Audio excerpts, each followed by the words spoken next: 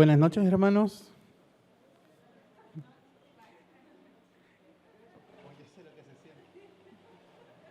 El Señor les bendiga. Póngase de pie, por favor, para poder entregar este tiempo en oración.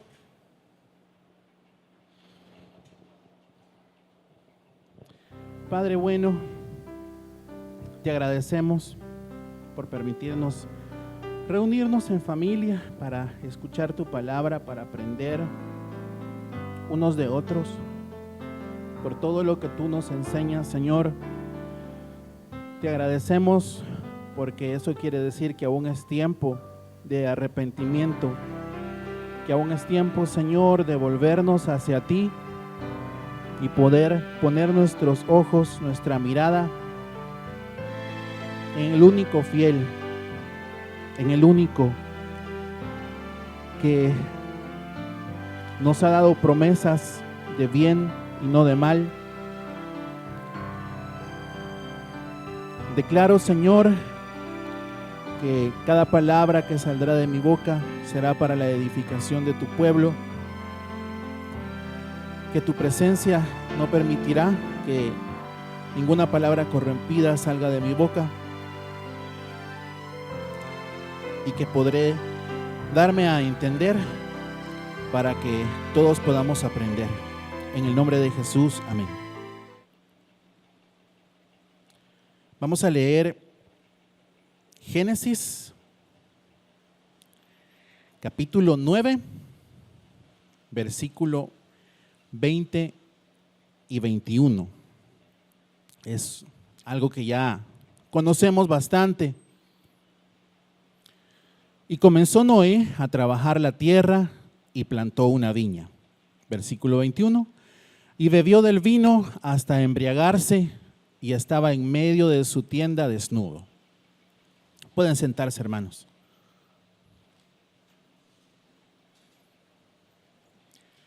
Con su permiso, pastor y mami. Hace poco, nuestro hermano Marlon nos compartía algo acerca de este episodio que me hizo releer esta porción. Y es que las viñas no nacen solas, nacen de una semilla. Y Noé estaba en el arca. Eso quiere decir, nos enseñó el hermano Marlon, que él trajo la semilla desde antes. De alguna manera, él traía esa idea guardada ahí en algún rinconcito. Y la hermana Carolina nos enseñó ya hace varios años algo relacionado a este episodio también. En aquel momento ella nos mencionaba que el producto de nuestras manos también puede ser causa de caer en esta clase de cosas. Si no mal recuerdo, cuando ella mencionó esto, yo me encontraba en una situación en donde justamente me aplicaba porque estaba envuelto en el trabajo y en los éxitos que el trabajo me generaba, y eso me embriagaba de alguna manera, el escuchar que a uno lo felicitan por las cosas que uno puede hacer.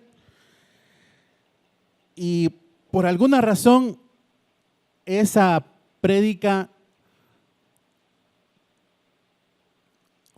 fue justo en el tiempo que me ocurrió algo que les voy a contar despuesito.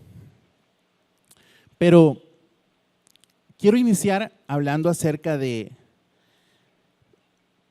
cómo en ese momento de la vida de Noé, aparentemente todo iba a ir pues a mejor. En los versículos anteriores se narra cómo él esperó la revelación del Señor para poder abrir el arca y salir, y cómo él lo primero que hizo fue construir un altar. Todo se miraba que si uno pudiera descifrar lo que iba a pasar después, jamás nos hubiéramos puesto a pensar que menos de un capítulo después él iba a estar embriagado. Se acababa de hacer un altar, acababa de hacer sacrificio y Dios hace pacto con él. En el inicio del capítulo 9 se describe el pacto de Dios con Noé. Pero en el versículo 20 sucede algo que a mí siempre me hizo pensar, ¿por qué? ¿Cómo fue posible? ¿Cómo alguien de la altura de Noé? Para mí siempre han habido como personas así bien, que me han llamado la atención.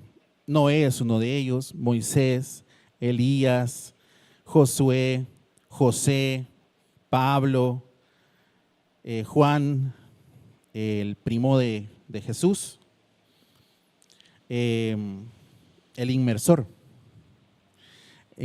Todos ellos para mí han sido admirables desde muchos aspectos, pero leyendo los libros del pastor, poco a poco he ido humanizando más a todas estas figuras, porque el pastor nos ha enseñado que, como lo dice la palabra, todos eran sujetos a pasiones. Y poco a poco es ese juzgar que había dentro de mí hacia ese episodio de la vida de Noé, lo fui entendiendo un poco más. Y me di cuenta de que había un común denominador, se dice en matemáticas. Noé recibe una bendición, recibe un milagro y justo después hay una prueba. Es por eso que el mensaje se llama Después de los milagros. Luego nos vamos un poco más adelante, siempre en el Antiguo Testamento. Y estoy seguro que en medio de estos dos personajes hay más, pero créanme que me he esforzado mucho para poderlo resumir lo más que puedo. Y así es que nos vamos a Gedeón.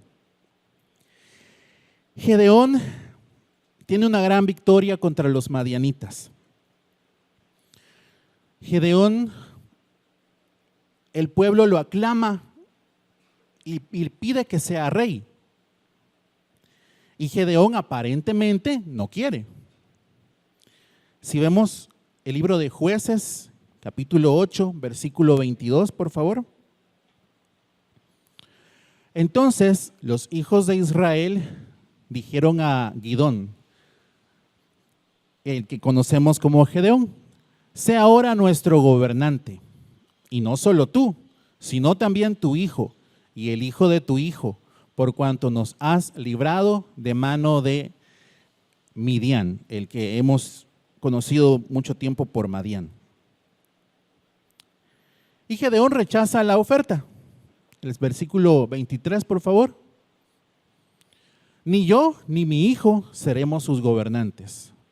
Jehová será quien los gobierne.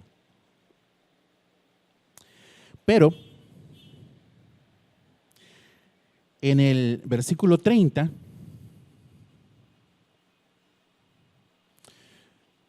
habla de los hijos de Gedeón. Tuvo 70 hijos que salieron de sus lomos por cuanto tuvo muchas mujeres, pero especialmente hay uno. Sigamos al siguiente versículo, por favor. Que le nació de una concubina y le puso por nombre Abimelec. Todos conocemos quién es Abimelec en la historia de Israel. Pero hay algo que yo no sabía. En el versículo 22, a Gedeón le ofrecen ser rey y que su hijo sea rey y su nieto también sea rey. Y él dice que no. Pero Abimelec significa mi padre es rey. Y sabemos todo lo que ocurrió después en la vida de Gedeón. Él manda hacer un efod de oro, el cual se convierte en objeto de idolatría. y por el cual el pueblo de Israel se desvía y él también se desvía. Un ejemplo más de cómo después de un gran milagro, de un gran, hablemoslo secularmente si quieren, de un gran éxito en la vida de esta persona, hay una tentación y él cae. Nos vamos a David, segundo libro de Samuel, capítulo 11, el primer versículo. Aconteció al año siguiente, pero ¿al año siguiente de qué? Al año siguiente de la victoria de David sobre los amonitas, que está en el capítulo 10. No lo vamos a leer porque nos demoraríamos mucho. Justo después de esa gran victoria y en la época que los reyes salen a la guerra, David envió a Joab con él, a sus siervos y a todo Israel, destruyeron a los amonitas, sitiaron a Rabá, pero David se quedó en Jerusalén. Otro evento milagroso, apoteósico, y sucede una tentación. Y sabemos lo que ocurrió después. Él ve a Betsabé y todo lo que ocurre después. Entonces el patrón común que el Señor me mostró ahí fue milagro y tentación. Después del milagro, una tentación. Después de escuchar la voz de Dios, de verlo, hay una tentación. Y aquí regresamos un poco a Noé para entender un poco más lo que significó para Noé plantar una viña. Sucede que él no plantó una viña en una circunstancia normal. Plantó una viña después de un diluvio. Yo tuve un profesor de economía agrícola que él trabajaba en el Bajo Lempa. Y él nos contaba que cuando el Bajo Lempa se inundaba, no solamente las cosechas de ese momento se perdían, sino las cosechas del siguiente año muy probablemente no iban a ser las mejores. Y nos explicaba que era porque después de una inundación, el suelo se erosiona, pierde minerales, deja de ser fértil. Ahora imaginemos, eso, estamos hablando de agua dulce, pero es todavía peor cuando es agua salada. Y sabemos que el diluvio no solamente fue lluvia, sino también que se abrieron las cataratas del cielo, como lo narra la Biblia, y las fuentes del abismo.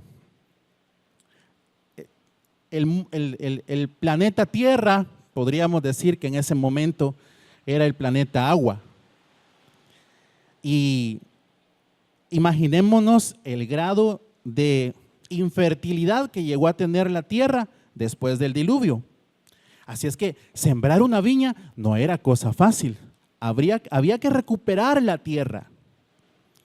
Y para recuperar la tierra pasan años. Y después de recuperarla, para plantar la viña también pasa un tiempo. Y después para sacar el jugo de la vid y para dejar que madure y finalmente sea vino, pasa otro tiempo. Entre la limpieza y la preparación del terreno, se calcula que pasarían entre 1 a 2 años. Y todo, porque recordemos que solo habían 4 hombres, 4 mozos, llamémoslo en el mundo agrícola, ¿verdad? Y esos 4 hombres tenían la tarea de limpiar el planeta. Claro, en aquel momento el lugar donde estaban ellos pues residiendo, que era el monte Ararat. Y estas 4 personas tenían que retirar troncos, piedras, lodo solidificado, animales muertos, seres humanos muertos y todo lo que genera la muerte en el ambiente. Testear el suelo, porque la vid no se da en cualquier suelo.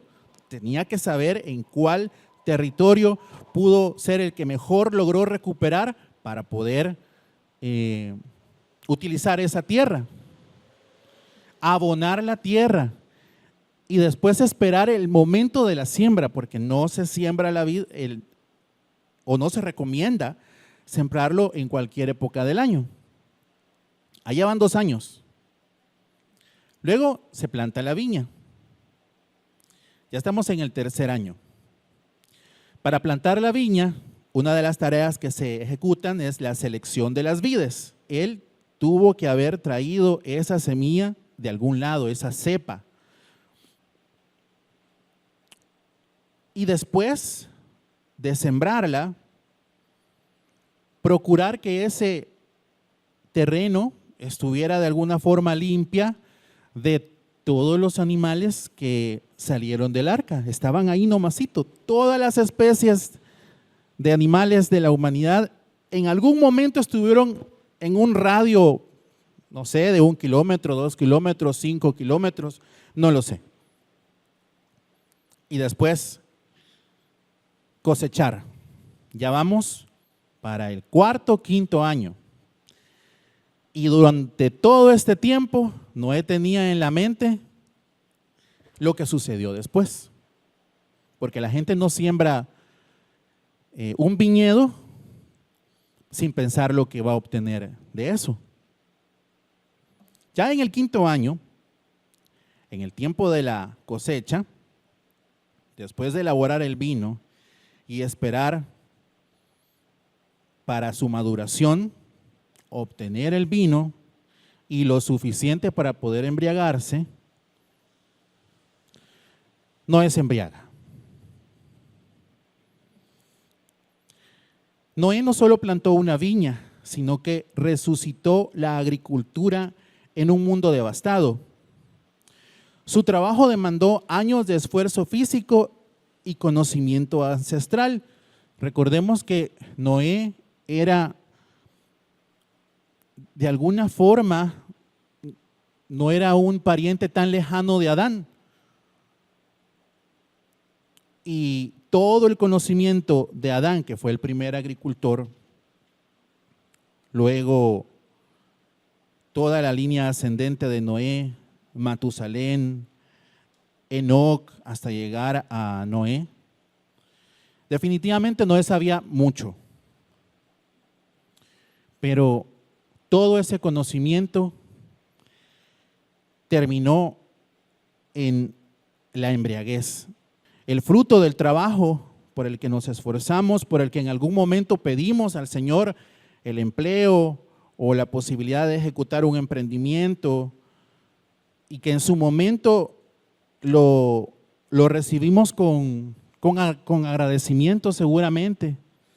Quizás hasta hicimos alguna ofrenda por el milagro recibido, pero no quitamos de esa esquina de nuestro corazón, y lo voy a decir de esta forma, aquel número de teléfono, aquel favorito en nuestro navegador, aquella red social viejita, que sabemos que permanecen y se pueden recuperar en cualquier momento.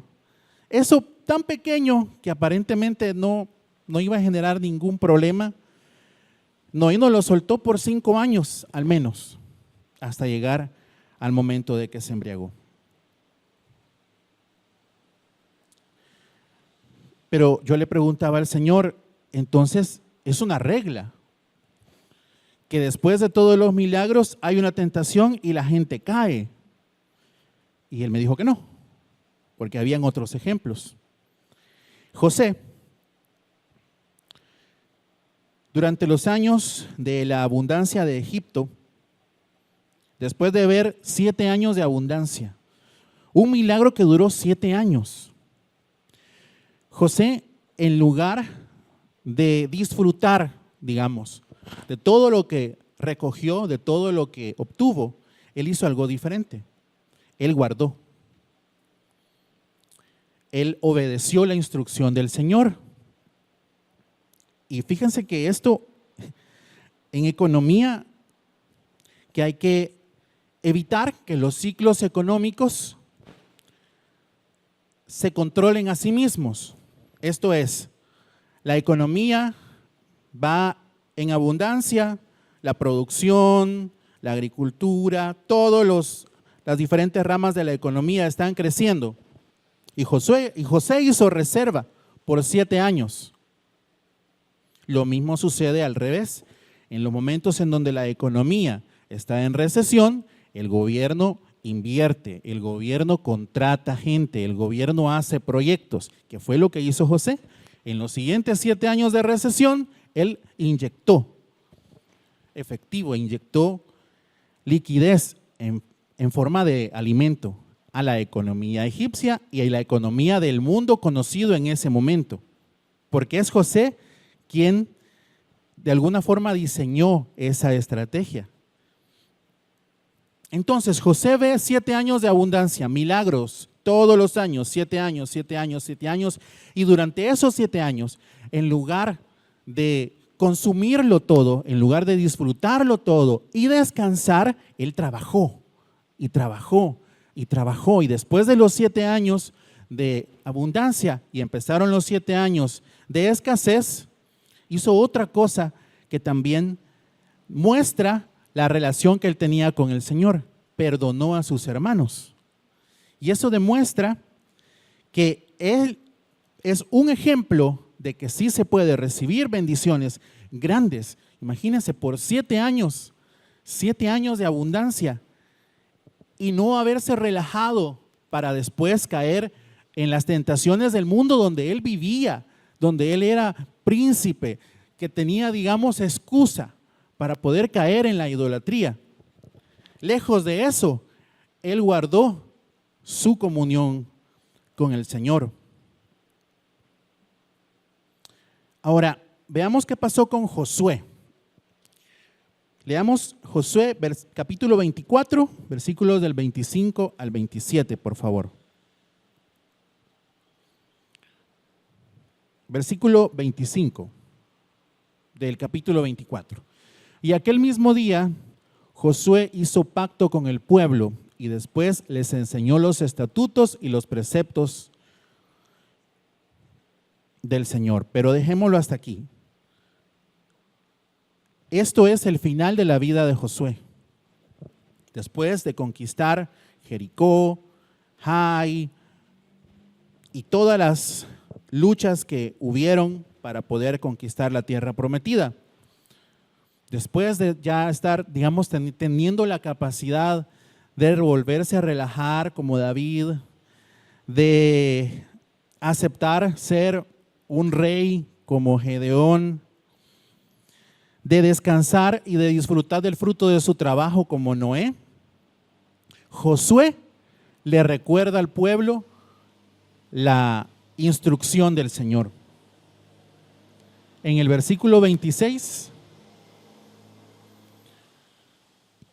luego Josué escribió estas palabras en el libro de la Torá de Moisés y tomó una gran piedra y la levantó allí debajo de una encina que estaba al lado del santuario de Jehová.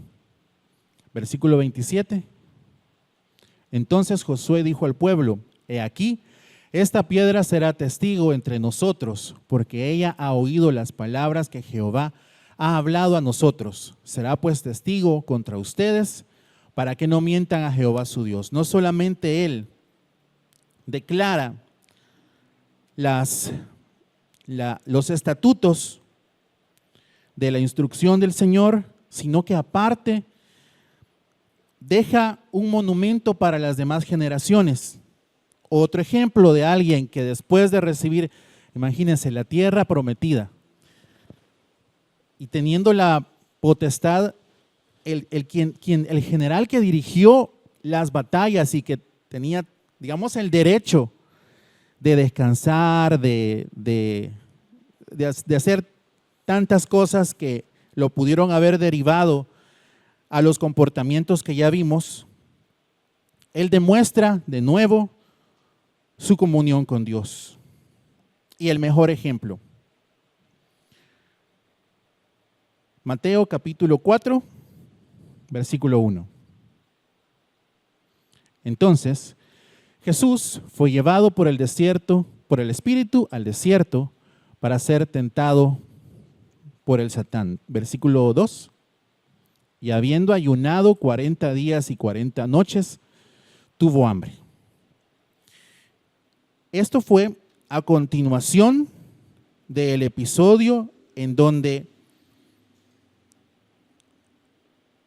su padre testifica de que él es su hijo.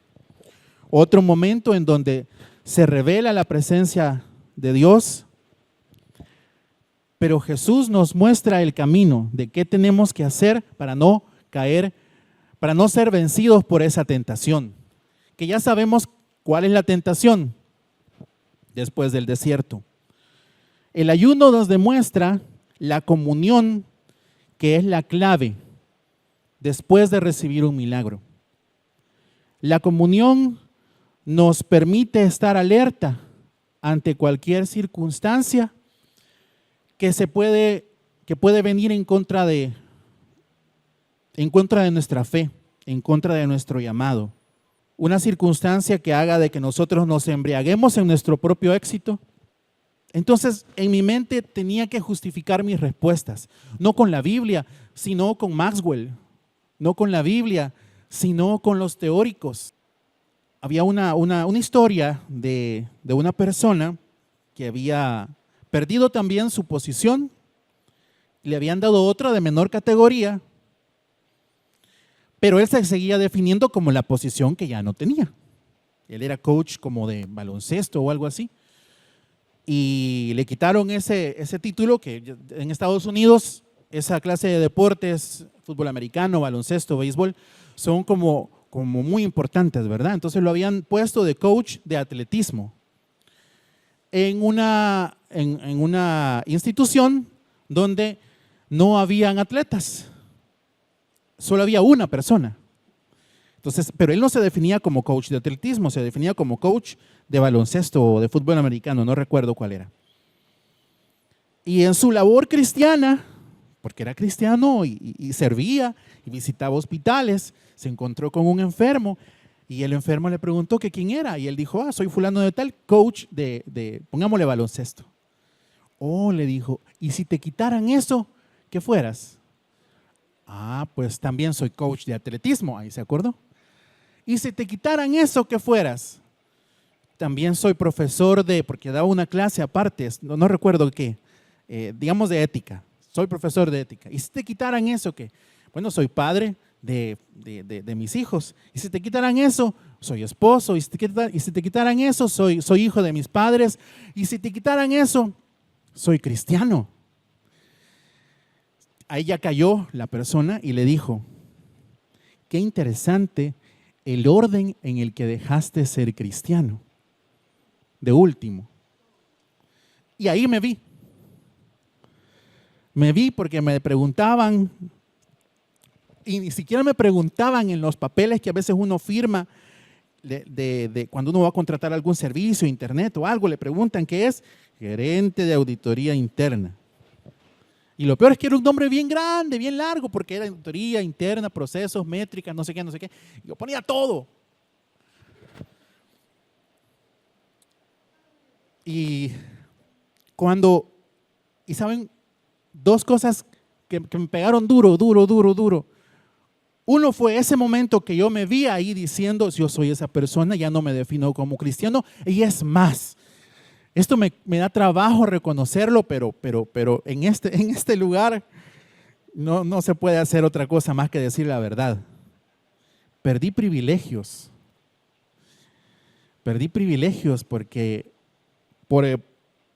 por las responsabilidades de mi trabajo justificables, porque nunca me dijeron por qué no estás viniendo tarde, por qué ya no vienes, porque solo vienes los domingos. La justificación era el trabajo. ¿Y quién me iba a decir algo? El trabajo. Pero sí podía venir más temprano. Y ahora, a la luz de Noé, de la historia de Noé, de la historia de David, de Gedeón, y conociendo el camino correcto que Jesús nos mostró, que después de recibir un alto honor es el mejor momento para acercarse mucho más. Imagínense que pasó 40 días y 40 noches en ayuno.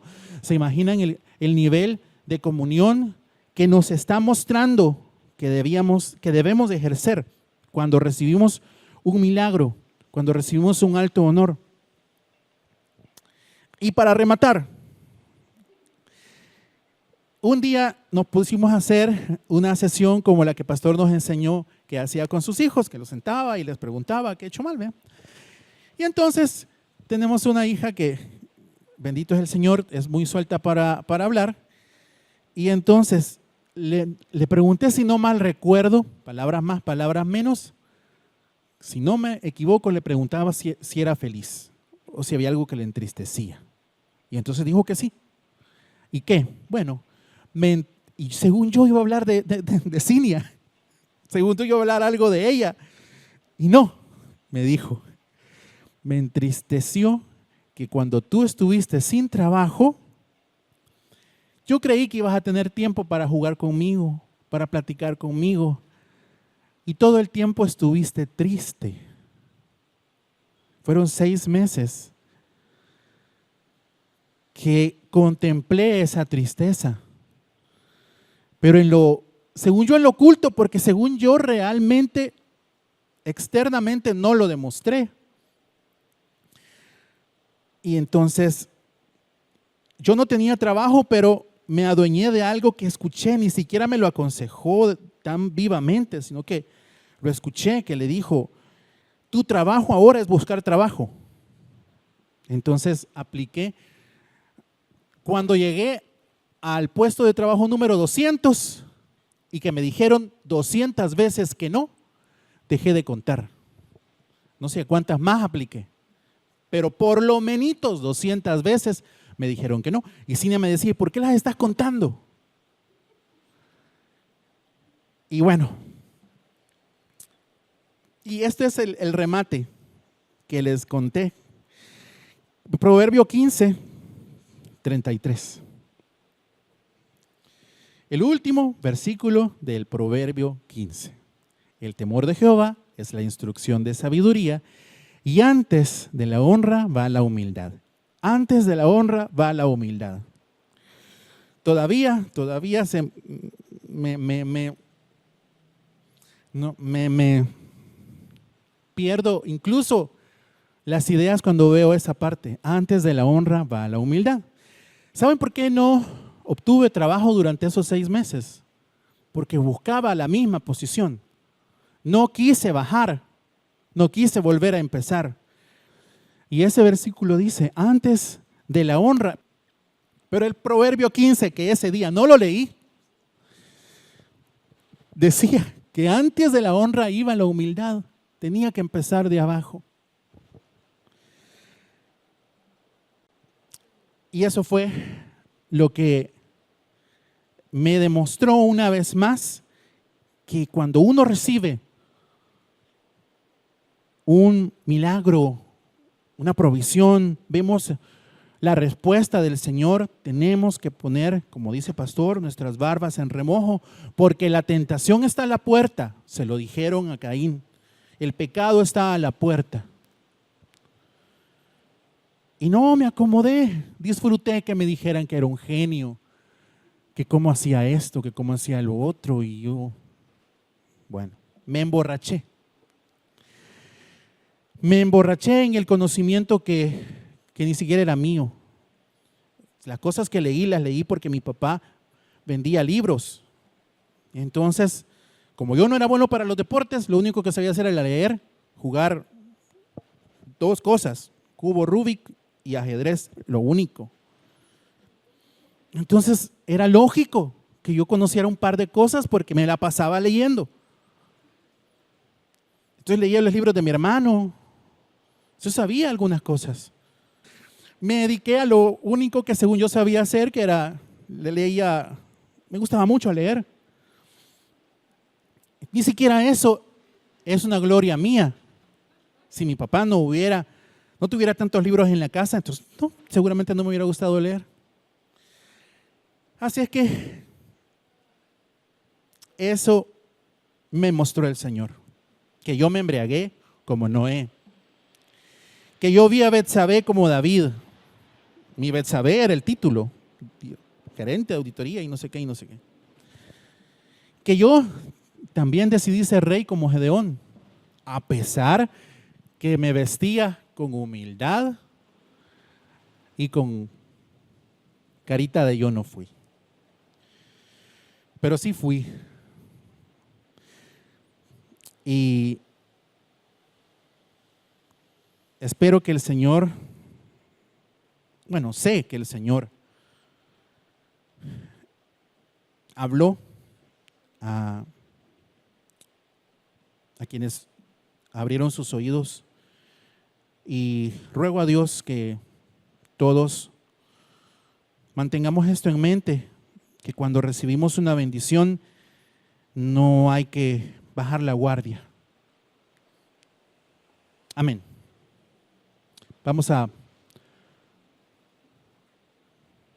orar para poder entregar las ofrendas y agradecer por la palabra. Padre, te agradecemos porque tú nos sigues enseñando. Yo te agradezco, Señor, porque en tu misericordia sigues hablando a mi corazón, me sigues enseñando el camino para no ver a nadie más, sino solamente a ti. Tú eres el único bueno, tú eres el único sabio. Te agradecemos, Señor, por la provisión que mandas a nuestra casa. Te agradecemos, Señor, y declaramos que seguirás impactando nuestras vidas como ya lo hiciste. Y veremos que la provisión viene del norte, del sur, del este y del oeste para cubrir cada necesidad. En el nombre de Jesús. Amén.